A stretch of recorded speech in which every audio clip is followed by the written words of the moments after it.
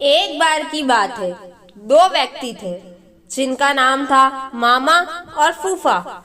मामा और फूफा दोनों व्यापार करते थे और दोनों व्यापार में सहभागी थे। मामा ने फूफा से कहा, फूफा, क्यों ना हम कोई ऐसी वस्तु खरीद लें जो जल्दी खराब ना हो और उसकी कीमत भी बढ़ती रहे, फिर हम उसे कुछ वर्षों बाद बेचें जिससे उसके मूलधन से ज्यादा दाम मिले। फूफा ने कहा, ठीक है मामा, तुम्हारी बात तो सही है, पर हम खरीदे क्या? उन्होंने आपस में राय मशवरा किया और लोहा खरीदने का निर्णय किया। दोनों ने बराबर रुपए मिलाकर लोहा खरीदा। फूफा ने मामा से कहा कि लोहा वह कहीं सुरक्षित स्थान पर रख दे। मामा ने लोहा अपने पास एक पुरानी कोठी में रख दिया। कुछ दिन तो लोहा जस का तस रखा रहा, पर धीरे धीरे मामा के मन में लालच आ गया और मामा फूफा को बिना बताए लोहा बेचने लगा। काफी दिनों बाद फूफा मामा के पास गया और बोला, मामा, आज लोहे का भाव काफी बढ़ गया है, जल्दी से वह लोहा निकालो, हम इसे बेच कर आते हैं। इस पर मामा बोला, फूफा, लोहा तो अब कबाड़ घर में नहीं है, क्योंकि लोहे को तो गुन खा गए हैं। फूफा समझ गया कि मामा ने उसके साथ धोखा दिया है और उसे बिना बताए सारा का सारा लोहा बेच दिया है।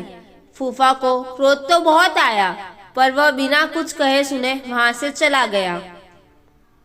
इस घटना के कुछ दिनों बाद फूफा मामा के पास आया और बोला, मामा, मैं एक बारात में जा रहा हूँ, बड़ा अच्छा इंतजाम है, अकेला हूँ, चाहो तो अपने लड़के को साथ भेज दो, उसकी भी मौज हो जाएगी और कल सुबह तक हम वापस भी आ जाएंगे। मामा बोला, क्यों नहीं, बेशक तुम मेरे लड़के को अपने साथ लेकर जाओ, और हाँ, इसे बारात में अच्छी तरह खाना वाना खिला देना। फूफा बोला, यह तो भला कोई कहने की बात है। मामा, तुम निश्चित रहो। इस तरह 2 दिन बीत गए। मामा का लड़का अभी तक वापस नहीं आया। मामा को बहुत चिंता हो गई कि अभी तक उसका लड़का घर वापस क्यों नहीं आया।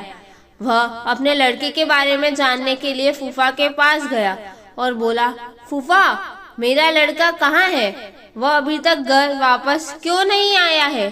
फूफा ने कहा, क्या बताऊं मामा, रास्ते में एक चील तुम्हारे लड़के को उठाकर ले गई। मामा बोला, ये कैसे हो सकता है? भला कोई चील 12 साल के लड़के को उठाकर कैसे ले जा सकती है? सीधी तरह मेरा लड़का मुझे वापस करो, नहीं तो मैं राजा भीम के पास जाऊंगा। फूफा बोला, ठीक है मामा, चलो राजा जी के पास चले, अब वही न्याय करेंगे। मामला वहाँ के राजा भीम के सामने पेश हुआ।